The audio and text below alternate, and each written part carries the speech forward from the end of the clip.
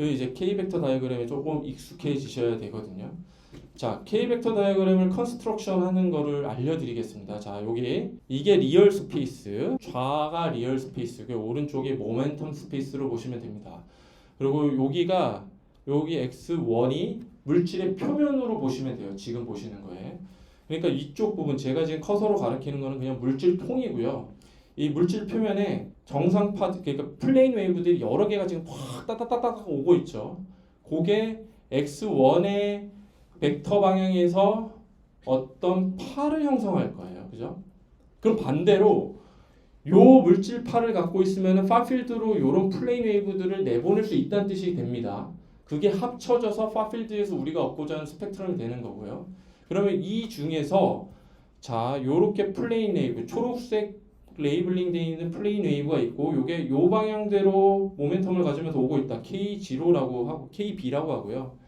빨간색 플레인 웨이브가 요 방향으로 오고 있다고 치죠. 요거를 KA라는 모멘트 요걸로 표현을 할게요. 요거랑 똑같은 화살표를 모멘텀 스페이스에 그리시면 됩니다.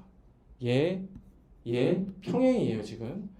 요거 평행입니다. x1축으로 k1 방향의 모멘텀을 표시해주면 되고요. x3축으로 k3 방향의 모멘텀을 표시해주면 돼요.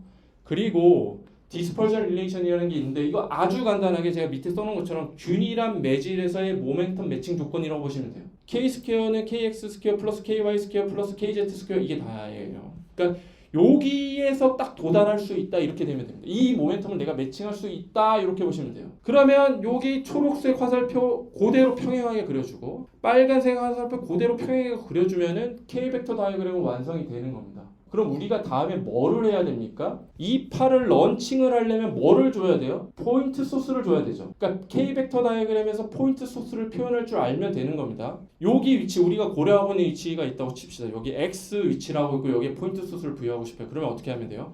요 방향, 요 방향, 요 방향. 그러니까 K1, K2, K3, K4, K 뭐 어쩌고 그래서 K1과 K2 사이에 세타는 이분하게 주고서요. 팔을 이쪽에 X 위치에 계속 쏴주면 돼요. 플레인 앱을 쏴주면 어떻게 됩니까? 여기서 보강 간섭을 하고 나머지 다 상세 간섭하게 돼요. D락의 웨이트가 달리 걸린 D락의 델타 펑션이 표현이 되죠. 여기 사이의 간격은 2분했잖아요. 2분해요. 근데 우리는 이 축으로의 벡터 합에 관심이 있는 거지 않습니까? 그리고 이 축으로의 벡터 합, 그러니까 K1 축으로의 벡터 합만 관심이 있는데 여기에서 이렇게 떨어뜨리면 여기는 넌 이분하게 돼요. 그러니까 포인트 소스를 넌 이분하게 배치하게 되니까 이거를 바꿔주자고요.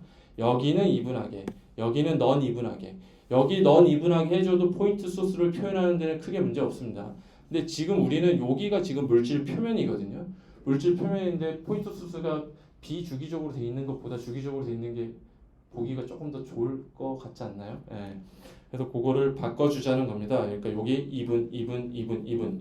그러면 원래는 여기가 2분했는데 넌 이분하게 되겠죠. 이쪽은 보다 더 덴스해지고 여기는 보다 스팔스하게 떨어지게 됩니다. 요거를 다시 거꾸로 이렇게 중첩을 시키다 보면은 요런 식의 어떤 포인트 소스를 우리가 표현할 수가 있거든요. 포인트 스프레드 펑션으로 표현해요. 소위 얘기하는. 세상에 존재하는 모든 다이폴러 오실레이션 하는 거를 갖다 두고요. 빛을 때려서 오실레이션에서 구면파를 형성을 하게 되면 포인트 소스잖아요. 일종의. 요런 형태의 필드 디스트리뷰션을 갖습니다. 공간적으로.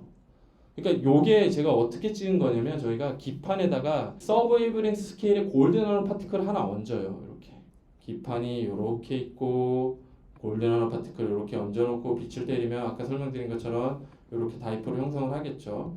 그러면 이렇게 흔들리면서 구면파를 형성해서 지금 위에만 그렸는데 아래도 이제 똑같이 나갈 겁니다. 얘 포인트 소스잖아요. 요거를 다크필드 마이크로스코프로 파필드에서 이렇게 보면 여기서 보면은 이렇게 보이고요. 요 표면에 포컬 포인트를 잡아가면은 이렇게 보입니다. 여기서 잡은 거예요. 더 밑에서 보이면 이렇게 포인트 스프레드 펑션 라이크한 인텐시티 디스트리뷰션을 포컬 포인트에 따라 볼 수가 있어요.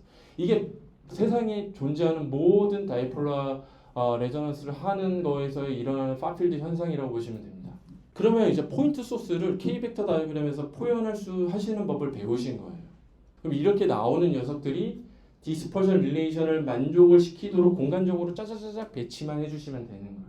그게 이제 우리가 소위 아는 포토닉 밴드 스트럭처가 됩니다. 여기 모멘텀 스페이스의 특정 웨이브랭스 혹은 특정 프리퀀시에서 우리가 디스퍼전 릴레이션을 뽑을 수 있을 거 아닙니까? 방금 한 것처럼 이거를 프리퀀시로 쭉 스태킹을 하는 거예요. 여기 오메가가 프리퀀시입니다. 앵귤러 프리퀀시. 그러면 우리가 흔히 아는 3디멘셔널 포토닉 스트럭처를 컨스트럭션 할 수가 있습니다. 모멘텀 스페이스에서 파장대별로 다 다른 모멘텀 스페이스에서 디스퍼션 릴레이션을 만족시키는 조건, 그러니까 다시 얘기하면 호모지니어스 미디움에서 다이폴을 흔들어가지고 포인터 소스가 내뱉는 구면파들의 합이 존재할 수 있는 조건이 되는 거예요. 그래서 여기 모멘텀 K1, K3 존재해서 이걸 쭉 쌓아 올리면 되고, 우리는 요것보다 요게 더 익숙하실 수 있죠. 모멘텀 공간에서 프리퀀시에 따라서 어떤 디스퍼션 릴레이션을 갖냐. 실제로 이제 3차원 공간에서 디스퍼션 릴레이션은 이렇게 구 형태로 표현이 되고, 그래서 요 식이 더 이해가 되시죠. 요거를 이발드 스피어라고 합니다. 그러면 요거 조건에 따라서 앞서서 우리가 봤던 프리 옵틱스를 해석을 해보자고요. 자, 굴절입니다. 요거 어떻게 해석할 수 있냐면요. 여기 리얼 스페이스 마찬가지로 여기가 리얼이고요. 여기가 모멘텀 스페이스입니다. 똑같이 매칭 시킬 수 있다고 했죠. 자, 위에는 에어, 여기가 물질. 그래서 굴절률이 1.45 이렇게 잡은 거를 유리로 예를 든 겁니다. 그래서 입사를 세타 i 각도로 이렇게 입사를 시키게 되면 우리가 잘 아는 것처럼 이렇게 꺾이지 않아요. 그러면 어떻게 굴절되냐? 어떻게 볼 수 있냐면 여기가 디스퍼전 릴레이션이 이렇게 되는 거고요. 여기 공기입니다. 회색이 K0고 K0에다가 동심원을 반원을 또 그리시는데 굴절률만큼 곱해서 그리시면 돼요. 그러니까 우리는 유리니까 1.45로 곱하시면서 조금 더 크게 그리시면 됩니다. 그리고 지금 위에서 아래로 지금 빛의 방향을 주고 있잖아요. 그러면 여기는 우리가 지금 K벡터 다이어그램을 그릴 필요가 없어요. 밑에만 그리시면 됩니다. 자, 요 빨간색 화살표대로 빛을 입사시켰어요. 요거랑 평행하게 여기 원점에서 똑같이 그려줍니다. 근데 우리는 디스퍼전 릴레이션에 의해서 여기서 끝나야 되죠. 저 공기 중이니까. 근데 이게 물질 안으로 들어가잖아요. 그러면은 NK0에서 만족을 해야 되지 않습니까? 그럴 때 요거를 요 파란색 점선대로 그대로 떨어뜨리세요. 여기 점이 찍히잖아요. 그러면 요 점에서 요렇게 화살표가 그려지잖아요. 요게 굴절되는 각도입니다. 이번에 이제 볼 게 톨턴 인터널 리플렉션이에요. 이게 저희 학생이 찍은 이미지인데 PDMS라는 고무 슬립에다가요. 여기 그레이팅 커플러를 두고요. 빛을 땅 때렸을 때 탕탕탕탕탕탕 가는 거 보이시죠? 지금 내부 전반 사이에서 빛이 가이드돼서 가는 거고, AR, VR 글래스에서 웨이브 가이디드 모드에서 디스플레이 구현할 때 기본적으로 쓰이는 겁니다. 그럼 TIR은 어떻게 우리가 K벡터 다이어그램에서 볼 수 있냐? 마찬가지로 역시 왼쪽이 리얼 스페이스, 오른쪽이 모멘텀 스페이스고요. 자, 첫 번째 초록색 각도로 빛을 물질 안에서 이번에는 외부로 준다고 치죠. 마찬가지로 여기는 글래스, 굴절률 1.45 정도로 잡고 여기는 에어라고 칠게요. 지금 보여드리는 리얼 스페이스랑 K벡터 다이어그램 모두 다 스케일드입니다. 전부 스케일드예요. 자, 이렇게 오면은 이렇게 나가는 거 우리가 알고 있죠. 그러면 나갈 때 각도가 어떻게 바뀌냐? 자, 마찬가지로 에어는 이렇게 그리고 글래스는 이렇게 그리는데, 위에서 아래로 줬던 전 사례랑 다르게 밑에서 위로 지금 빛을 보내고 있죠. 그러면은 그 K벡터 다이어그램을 여기 위에만 그리시면 되는 거고요.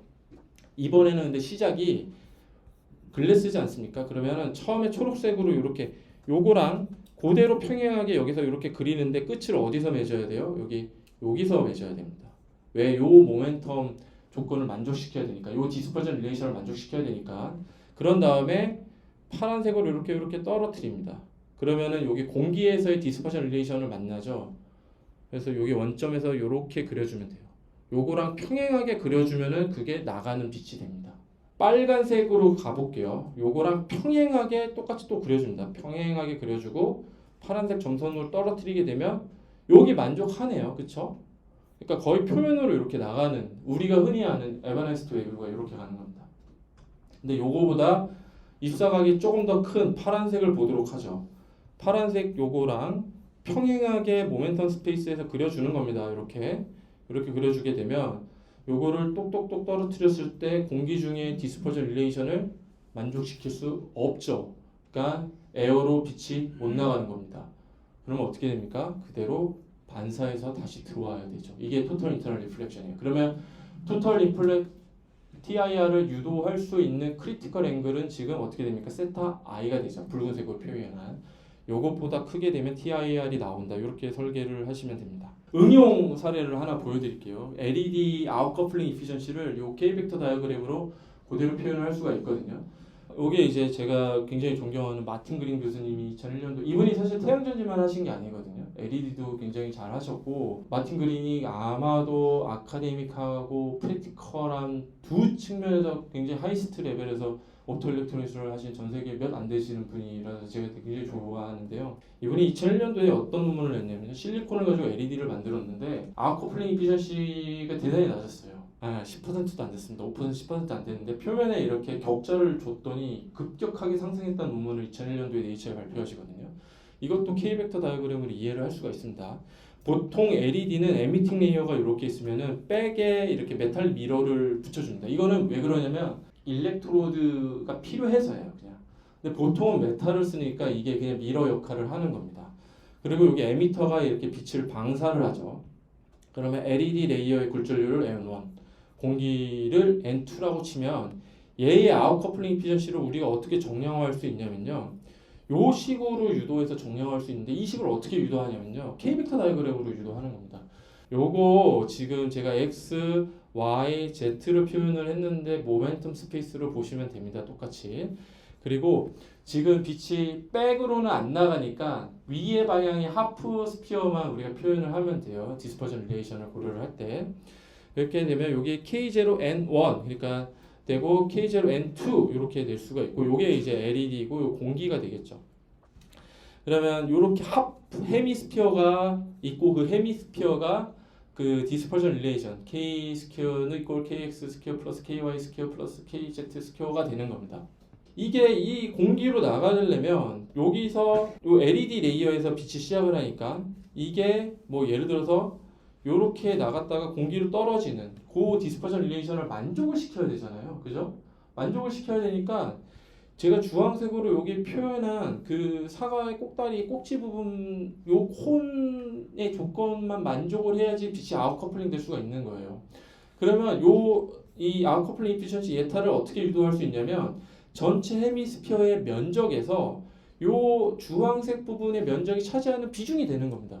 예를 들어서 요 비율은 뭘의 그 관계식을 따릅니까? N1과 N2의 굴절률의 컨트라스트에 의해서 비례하겠죠. 그래서 올레드 같은 경우에 유기물이니까 에미팅 레이어의 굴절률이 되게 1.5 전후반일 거고 컨덕팅 폴리머에 기반하니까 1.6 뭐 이렇게 될 수 있겠죠. 아무튼 1.5라고 두면 공기는 1이니까 예타가 50 정도 되는데요. 만약에 이제 갈륨 나이트라이드나 갈륨 아세나이드처럼 굴절률이 4.5 정도 되는 걸로 만들게 되면은 예타가 25% 확 줄어들게 됩니다. 극복할 수 있는 방법은 뭐예요? 예를 들어서 내가 빛이 이렇게 나가면 이 조건을 만족을 시키지 못하니까 아웃커플링이 안 되잖아요.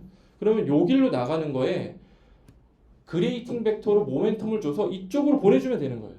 그래서 그레이팅만 주게 돼도 아웃커플링 이피션시가 확 좋아집니다.